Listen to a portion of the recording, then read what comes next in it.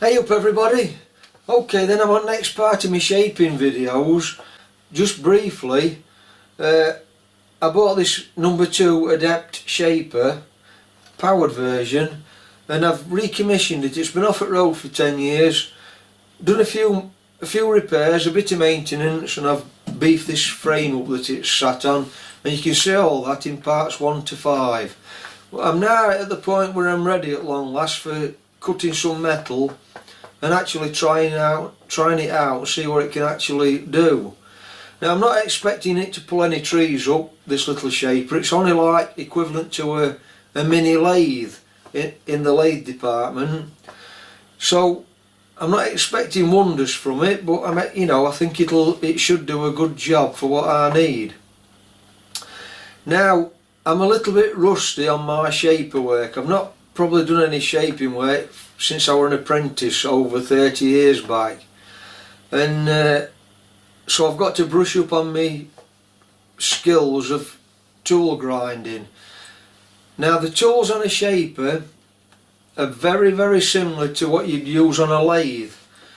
The only difference is the cutting angles are slightly different, and it's to be able to get good cutting in a horizontal plane and also get good finishes. So the cutting angles are slightly different, and it's all to do with the positioning of the tool, etc., with the clapper box, etc. But I'm by no means no expert on that, don't get me wrong.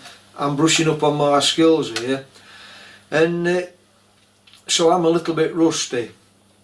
And talking of rusty, there's a fellow YouTuber out there called Rusty Knox. I met him on a collaboration project I've done recently with Go Create Hobby Machine Shop, making some baby vices for a charitable organisation over in USA. And I met Rusty Knox.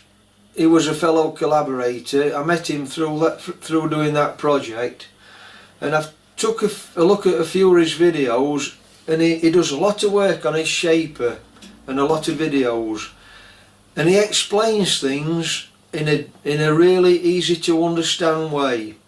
So if you're interested in shaping, I suggest that you take a look at Rusty Knox, and I'll put a link up here to him. So if you want to stick around with me, then we'll see what this little shaper can do then, and I'll start to cut some metal. Right, I've got approximately 3.5 inches stroke here, which is for a millimetre people, 90mm roughly. So on my cutting chart here for 20 meters per minute surface speed, it says I should be going between 90 and 120. This is on this machine. Probably nearer to 120, but I'm gonna put it on 90 and see how it goes. I've just put a 15th thou cut on for now, and I'll try it at that. I've got it on the slowest feed setting.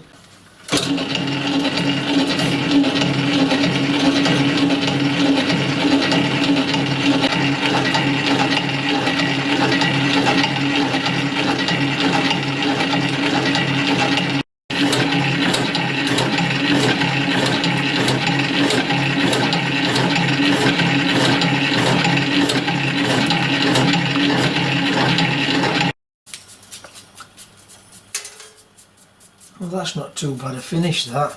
I think as it got to this end, it was taking a little bit more than the 15th thou, because the block must have been tapered. I'll put a 30th thou cut on this time. That's what's that, 0.75 of a millimetre.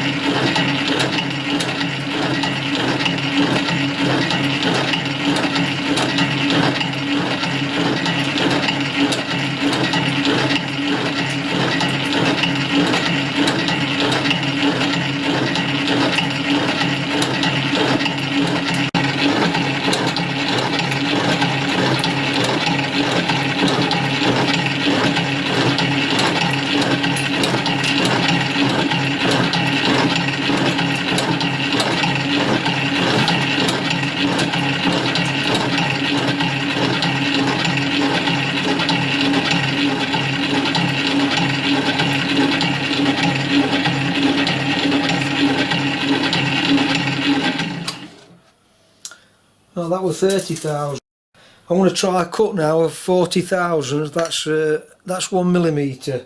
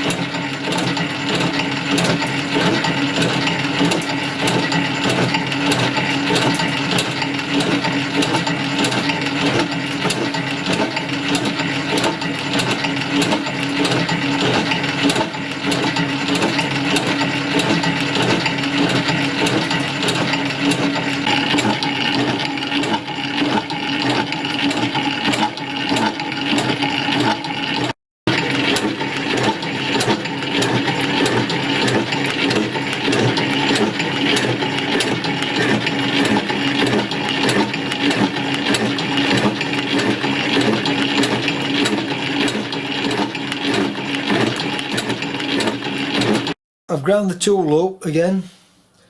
I've just cranked the clapper box over a bit, and I've just cranked the tool over. I might try to take 50 thou off this time. I don't know if it'll take it though, but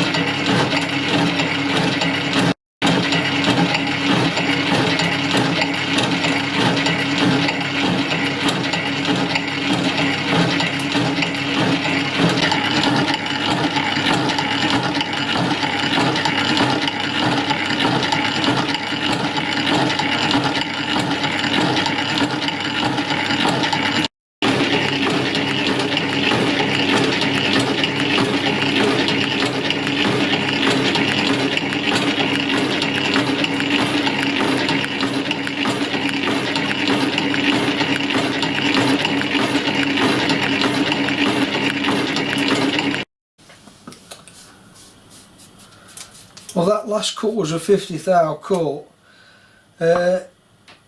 which is just over 1mm or nearly a 16th. So what I'm going to do then, I'm just going to play around with cutting tool and cutting angles, etc, etc, and I'll perhaps do another update of if I can get it to cut any better than that. But I mean, for a small machine like that, to take nearly a 16th off, I think it's doing pretty well. I'm a bit rusty on shaper. I've not been on one for 30 years, probably even more than that. And although tools are similar to lathe tools, they've got slightly different cutting angles, so I might have to just, you know, refresh myself with different cutting angles, etc, and then I'll try it again. So we'll revisit this then in a short while. So if you found that interesting and useful, give me a thumbs up and a subscribe, and I'll catch you on the next part to this then. Thanks for watching then. Bye for now.